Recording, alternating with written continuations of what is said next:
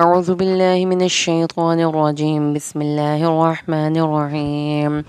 قد سمع الله قول التي تجادلك في زوجها وتشتكي إلى الله والله يسمع تحاوركما إن الله سميع بصير. الذين يظاهرون منكم من نسائهم ما هن أمهاتهم إن أمهاتهم إلا اللائي ولدنهم وإنهم ليقولون منكرا من القول وزورا وإن الله لعفو غفور. والذين يظاهرون من نسائهم ثم يعودون لما قالوا فتحرير رقبة من قبل أن يتماسا ذلكم توعظون به والله بما تعملون خبير. ومن لم يجد فصيام شهرين متتابعين من قبل أن يتماسا ومن لم يستطع فإطعام 60 مسكينا ذلك لتؤمنوا بالله ورسوله وتلك حدود الله وللكافرين عذاب أليم. إن الذين يحادون الله ورسوله كبتوا كما كبت الذين من قبلهم قد أنزلنا آيات بينات وللكافرين عذاب مهين. يوم يبعثهم الله جميعا فينبئهم بما عملوا أحصاه الله ونسوه والله على كل شيء شهيد. ألم تر أن الله يعلم ما في السماوات وما في الأرض ما يكون من نجوى ثلاثة إلا هو رابعهم ولا خمسة إلا هو سادسهم ولا أدنى من ذلك ولا أكثر إلا هو معهم أينما كانوا ثم ينبئهم بما عملوا يوم القيامة إن الله بكل شيء عليم. ألم تر إلى الذين نهوا عن النجوى ثم يعودون لما نهوا عنه ويتناجون بالإثم والعدوان ومعصية الرسول فإذا جاءوك حيوك بما لم يحيك به الله ويقولون في أنفسهم لولا يعذبنا الله بما نقول حسبهم جهنم يصلونها فبئس المصير. يا أيها الذين آمنوا إذا تناجيتم فلا تتناجوا بالإثم والعدوان ومعصية الرسول وتناجوا بالبر والتقوى واتقوا الله الذي إليه تحشرون. إنما النجوى من الشيطان ليحزن الذين آمنوا وليس بضارهم شيئا إلا بإذن الله وعلى الله فليتوكل المؤمنون. يا أيها الذين آمنوا إذا قيل لكم تفسحوا في المجالس فافسحوا يفسح الله لكم وإذا قيل انشزوا فانشزوا يرفع الله الذين آمنوا منكم والذين أوتوا العلم درجات والله بما تعملون خبير. يا أيها الذين آمنوا إذا ناجيتم الرسول فقدموا بين يدي نجواكم صدقة ذلك خير لكم وأطهر فإن لم تجدوا فإن الله غفور رحيم. أأشفقتم أن تقدموا بين يدي نجواكم صدقات فإذ لم تفعلوا وتاب الله عليكم وأقيموا الصلاة وآتوا الزكاة وأطيعوا الله ورسوله والله خبير بما تعملون.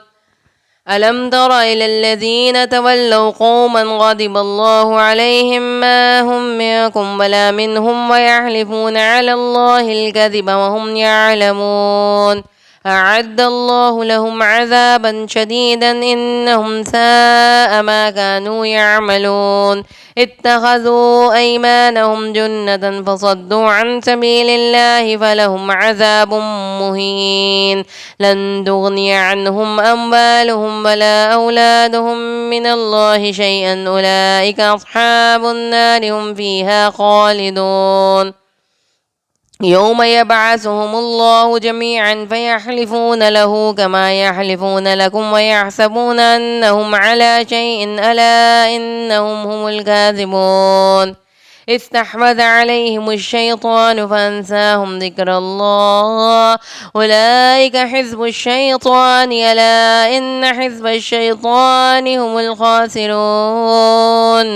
إن الذين يحادون الله ورسوله أولئك في الأضلين كتب الله لأغلبن أنا ورسلي إن الله قوي عزيز لا تجد قوما يؤمنون بالله واليوم الآخر يوادون من حاد الله ورسوله ولو كانوا آباءهم أو أبناءهم أو إخوانهم أو عشيرتهم أولئك كتب في قلوبهم الإيمان وأيدهم بروح منه ويدخلهم جنات تجري من تحتها الأنهار خالدين فيها رضي الله عنهم ورضوا عنه أولئك حزب الله ألا إن حزب الله هم المفلحون بسم الله الرحمن الرحيم سبح لله ما في السماوات وما في الأرض وهو العزيز الحكيم هو الذي أخرج الذين كفروا من أهل الكتاب من ديارهم لأول الحشر ما ظننتم أن يخرجوا وظنوا أنهم مانعتهم حصونهم من الله فأتاهم الله من حيث لم يحتسبوا فقذف في قلوبهم الرعب يخربون بيوتهم بأيديهم وأيدي المؤمنين فاعتبروا يا أولي الأبصار ولولا أن كتب الله عليهم الجلال عذبهم في الدنيا ولهم في الآخرة عذاب النار ذلك بأنهم شاقوا الله ورسوله ومن يشاق الله فإن الله شديد العقاب ما قطعتم من لينة أو تركتموها قائمة على أصولها فبإذن الله وليخزي الفاسقين وما أفاء الله على رسوله فمنهم فما أوجفتم عليه من خيل ولا ركاب ولكن الله يسلط رسله على من يشاء والله على كل شيء قدير ما أفاء الله على رسوله من أهل القرى فلله وللرسول ولذي القربى واليتامى والمساكين وابن السبيل كي لا يكون دولة بين الأغنياء منكم وما آتاكم الرسول فخذوه وما نهاكم عنه فانتهوا واتقوا الله إن الله شديد العقاب للفقراء المهاجرين الذين أخرجوا من ديارهم وأموالهم يبتغون فضلا من الله ورضوانا وينصرون الله ورسوله أولئك هم الصادقون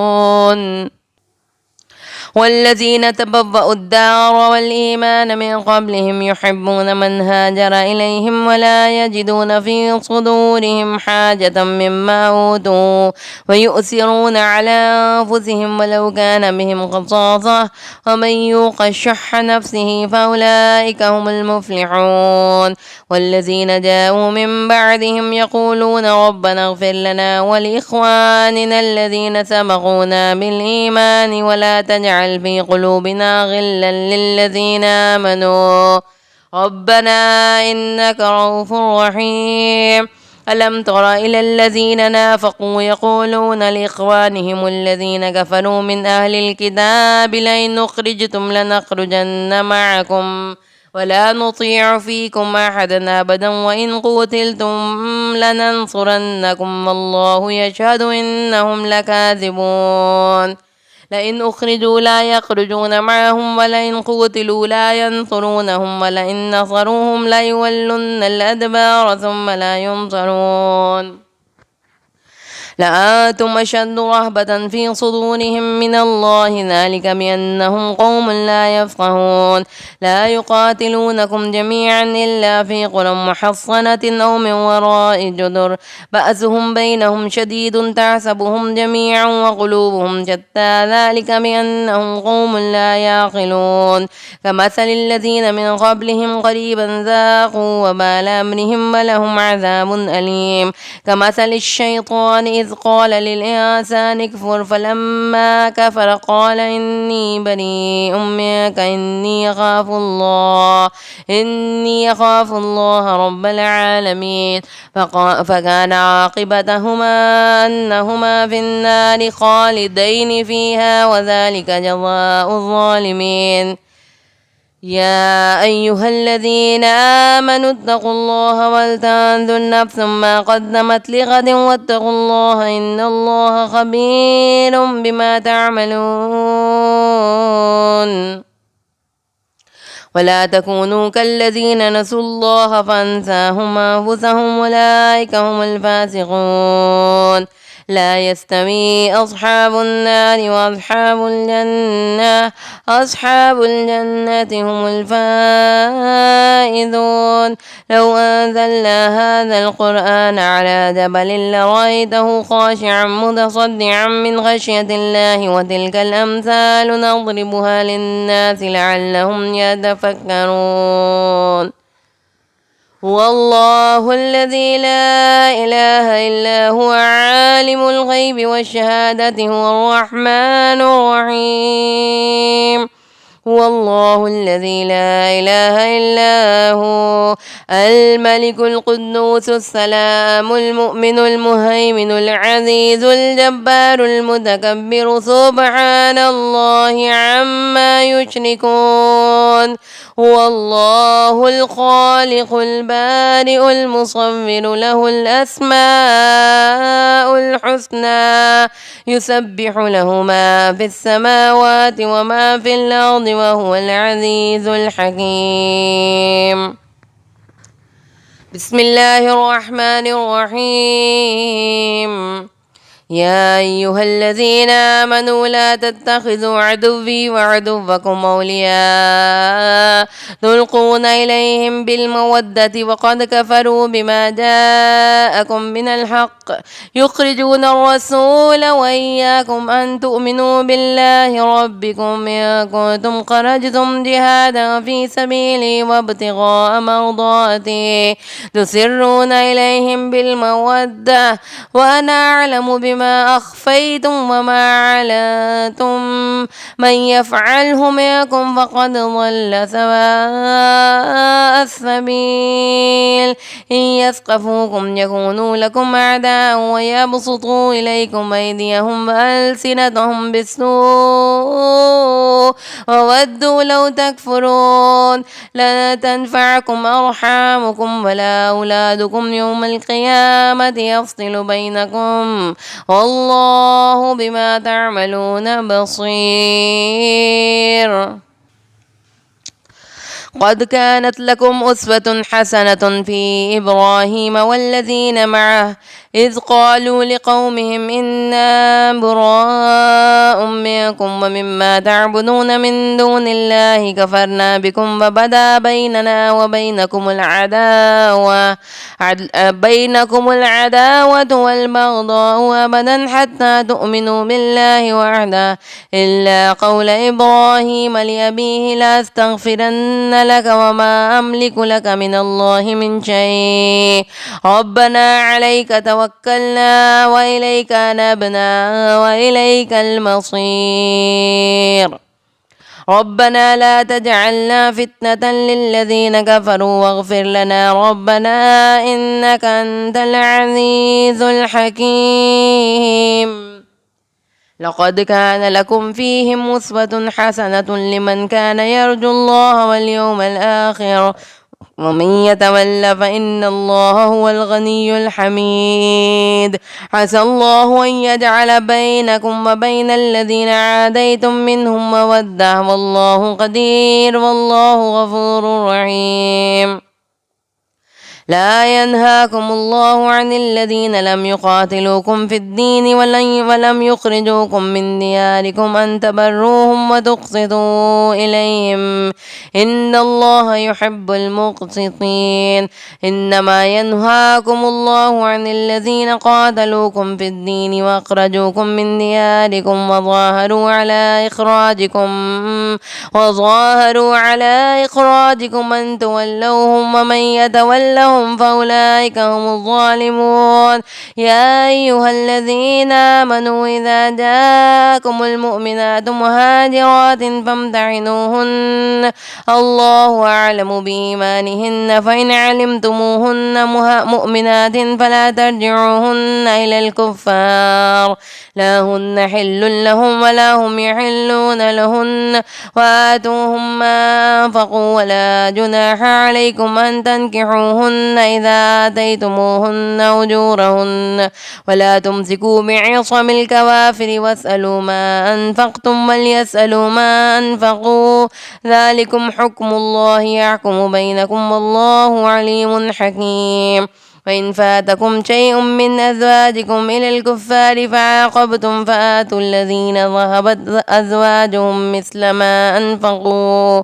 واتقوا الله الذي أنتم به مؤمنون يا أيها النبي إذا جاءك المؤمنات يبايعنك على ألا يشركن بالله شيئا ولا يسرقن ولا يزنين ولا يقتلن أولادهن ولا يأتين ببهتان يفترينه بين أيديهن وأرجلهن ولا يعصينك في معروف فبايعهن واستغفر لهن الله إن الله غفور رحيم يا أيها الذين آمنوا لا تتولوا قوما غضب الله عليهم قد يئسوا من الآخرة كما يئس الكفار من أصحاب القبور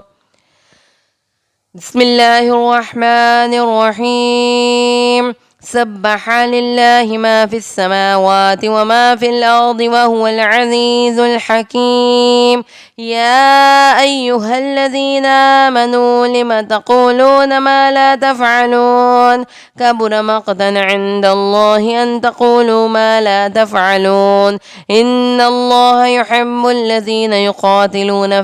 في سبيله صفا كأنهم بنيان مرصوص وإذ قال موسى لقومه يا قوم لم تؤذونني وقد تعلمون أني رسول الله إليكم فلما زاغوا أزاغ الله قلوبهم والله لا يهدي القوم الفاسقين وإذ قال عيسى ابن مريم يا بني إسرائيل إني رسول الله إليكم مصدقا لما بين يدي من التوراة ومبشرا برسول يأتي من بعد اسمه أحمد فلما جاءهم البينات قالوا هذا سحر مبين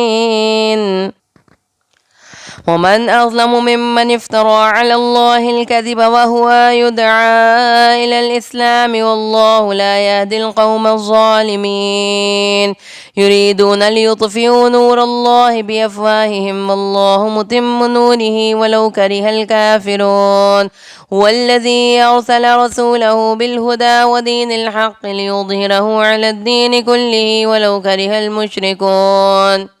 يا أيها الذين آمنوا هل أدلكم على تجارة تنجيكم من عذاب أليم تؤمنون بالله ورسوله وتجاهدون في سبيل الله بأموالكم وأنفسكم ذلكم خير لكم إن كنتم تعلمون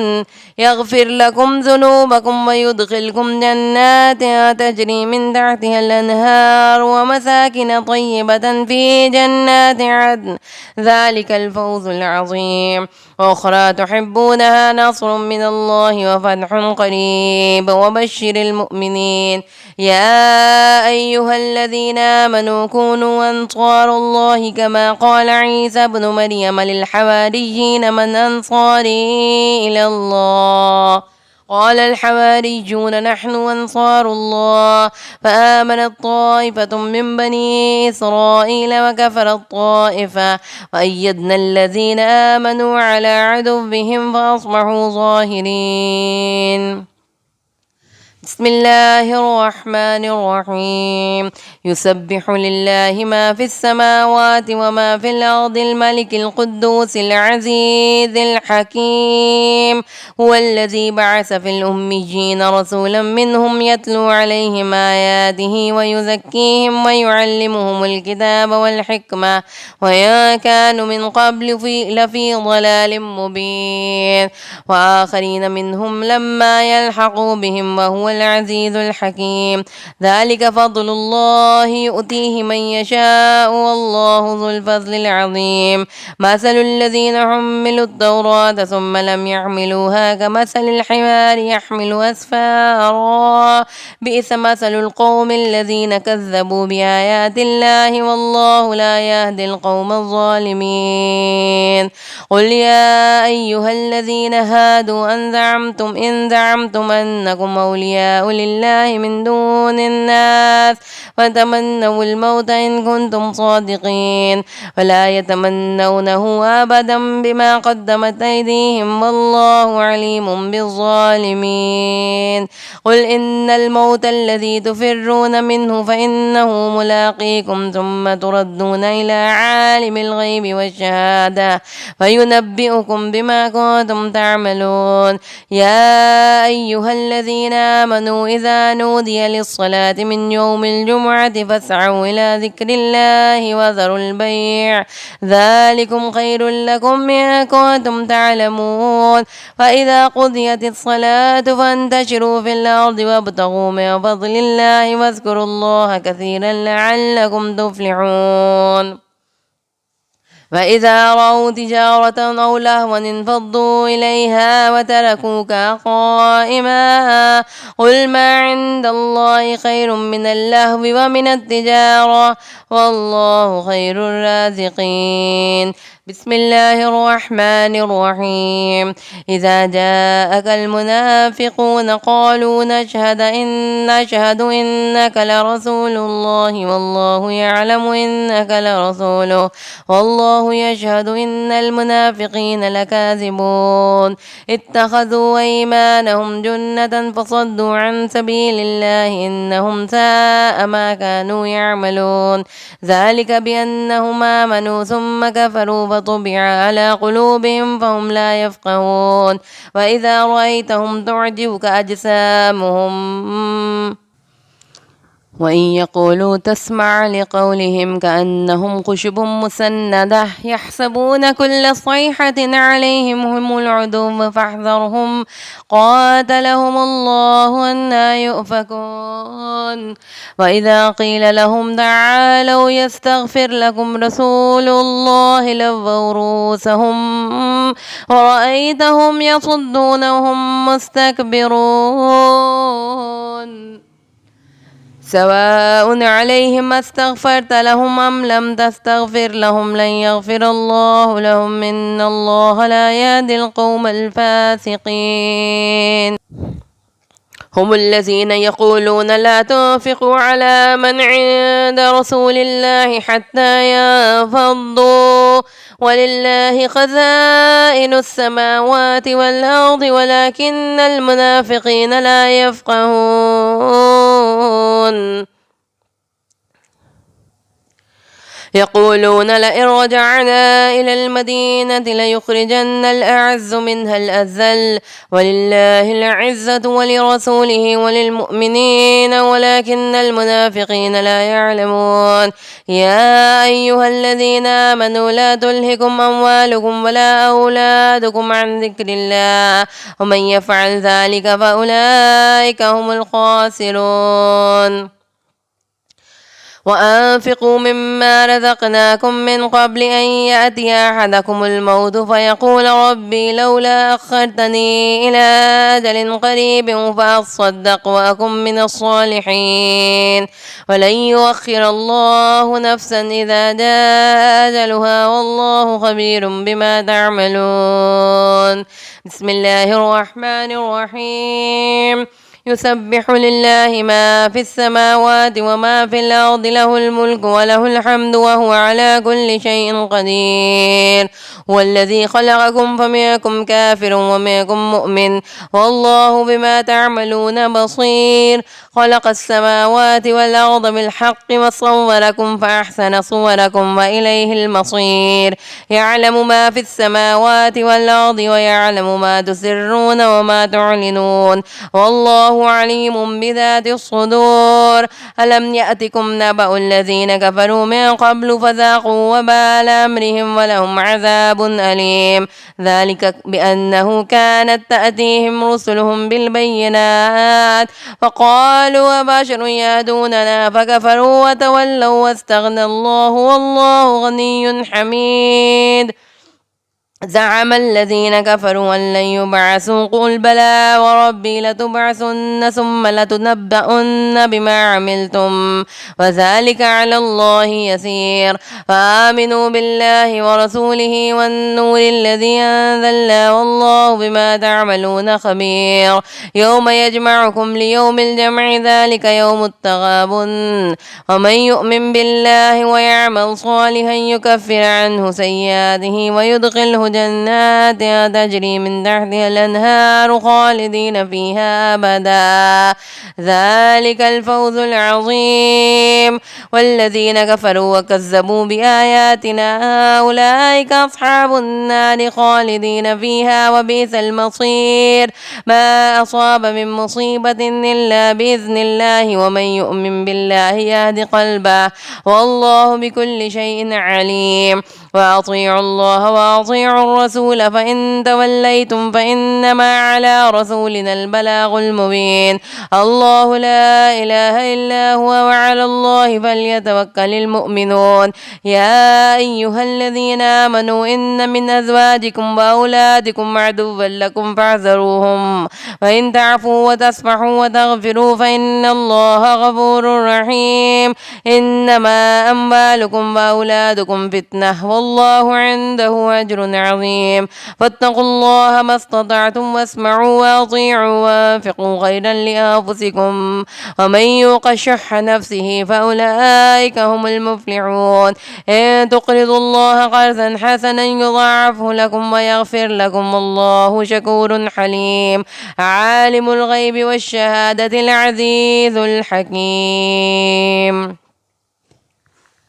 بسم الله الرحمن الرحيم. يا أيها النبي إذا طلقتم النساء فطلقوهن لعدتهن واحصوا العدة واتقوا الله ربكم ولا تخرجوهن من بيوتهن ولا يخرجن إلا أن يأتين بفاحشة مبينة وتلك حدود الله ومن يتعد حدود الله فقد ظلم نفسه لا تدري لعل الله يحدث بعد ذلك أمرا. فإذا بلغن أجلهن فامسكوهن بمعروف أو فارقوهن بمعروف واشهدوا ذوي عدل منكم وأقيموا الشهادة لله ذلكم يوعظ به ما كان يؤمن بالله واليوم الآخر ومن يتق الله يجعل له مخرجا ويرزقه من حيث لا يحتسب ومن يتوكل على الله فهو حسبه إن الله بالغ أمره قد جعل الله لكل شيء قدرا. واللائي يئسن من المحيض من نسائكم إن ارتبتم فعدتهن 3 أشهر واللائي لم يحضن وأولاة الأحمال أجلهن أن يضعن حملهن ومن يتق الله يجعل له من أمره يسرا. ذلك أمر الله أنزله إليكم ومن يتق الله يكفر عنه سيئاته ويعظم له أجرا. أسكنوهن من حيث سكنتم من وجدكم ولا تضاروهن لتضيقوا عليهن وإن كن أولاد حمل فأنفقوا عليهن حتى يضعن حملهن فإن أرضعن لكم فآتوهن أجورهن وأتمروا بينكم بمعروف وإن تعاثرتم فسترضع له أخرى لينفق ذو سعة من سعته ومن قدر عليه رزقه فلينفق مما آتاه الله لا يكلف الله نفسا إلا ما آتاها سيجعل الله بعد عسر يسرا وكأي من قرية عتت عن أمر ربها ورسله فحاسبناها حسابا شديدا وعذبناها عذابا نكرا فذاقت وبال أمرها وكان عاقبة أمرها خسرا أعد الله لهم عذابا شديدا فاتقوا الله يا أولي الألباب الذين آمنوا قد أنزل الله إليكم ذكرا رسولا يتلو عليكم آيات الله مبينات ليخرج الذين آمنوا وعملوا الصالحات من الظلمات إلى النور ومن يؤمن بالله ويعمل صالحا يدخله جنات تجري من تحتها الأنهار خالدين فيها أبدا قد أحسن الله له رزقا الله الذي خلق 7 سماوات ومن الأرض مثلهن يتنزل الأمر بينهن لتعلموا أن الله على كل شيء قدير وأن الله قد أحاط بكل شيء علما بسم الله الرحمن الرحيم يا أيها النبي لم تحرم ما أحل الله لك تبتغي مرضات أزواجك والله غفور رحيم قد فرض الله لكم تحلة أيمانكم والله مولاكم وهو العليم الحكيم وإذ أسر النبي إلى بعض أزواجه حديثا فلما نبأت به وأظهره الله عليه عرف بعضه وأعرض عن بعض فلما نبأها به قالت من أنبأك هذا قال نبأني العليم الخبير إن تتوبا إلى الله فقد صغت قلوبكما وإن تظاهرا عليه فإن الله هو مولاه وجبريل وصالح المؤمنين والملائكة بعد ذلك ظهير عسى ربه أن طلقكن أن يبدله أزواجا خيرا منكن مسلمات مؤمنات قانتات تائبات عابدات سائحات ثيبات وأبكارا يا أيها الذين آمنوا قوا أنفسكم وأهليكم نارا وقودها الناس والحجارة عليها ملائكة غلاظ شداد لا يعصون الله ما أمرهم ويفعلون ما يؤمنون يا أيها الذين كفروا لا تعتذروا اليوم إنما تجزون ما كنتم تعملون يا أيها الذين آمنوا توبوا إلى الله توبة نصوحا عسى ربكم أن يكفر عنكم سيئاتكم ويدخلكم جنات تجري من تحتها الأنهار يوم لا يخزي الله النبي والذين آمنوا معه نورهم يسعى بين أيديهم وبأيمانهم يقولون ربنا أتمم لنا نورنا واغفر لنا إنك على كل شيء قدير يا أيها النبي جاهد الكفار والمنافقين واغلظ عليهم ومأواهم جهنم وبئس المصير ضرب الله مثلا للذين كفروا امرأة نوح وامرأة لوط كانتا تحت عبدين من عبادنا صالحين فخانتاهما فلن يغنيا عنهما من الله شيئا وقيل ادخلا النار مع الداخلين وضرب الله مثلا للذين آمنوا امرأة فرعون إذ قالت رب ابن لي عندك بيتا في الجنة ونجني من فرعون وعمله ونجني من القوم الظالمين ومريم ابنة عمران التي أحصنت فرجها ونفخنا فيه من روحنا وصدقت بكلمات ربها وكتبه وكانت من القانتين صدق الله العظيم.